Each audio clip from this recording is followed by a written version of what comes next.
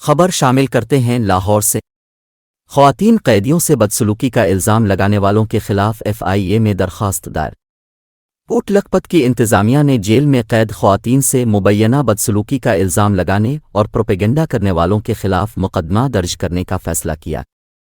ذرائع کے مطابق کوٹ لکھپت جیل انتظامیہ کا پروپیگنڈا کرنے والے افراد کے خلاف مقدمہ درج کروانے کا فیصلہ کرتے ہوئے FIA سائبر کرم سیل کو درخواست دے دی۔ درخواست کے ساتھ سوشل میڈیا پر پروپیگنڈا کرنے والوں کی لسٹ اور ویڈیوز بھی دی گئی ہے۔ جیل انتظامیہ نے موقف اختیار کیا کہ سوشل میڈیا پر خواتین کے ساتھ بدسلوکی کا پروپیگنڈا کیا جا رہا ہے، جبکہ پنجاب حکومت کی 2 رکنی کمیٹی بھی جیل کا دورہ کر کے تمام خواتین قیدیوں سے مل چکی ہے۔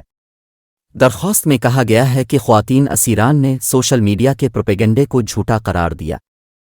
پروپیگنڈا کرنے والوں کے قانونی کارروائی کی جائے اور اکاؤنٹس بند کیے جائیں۔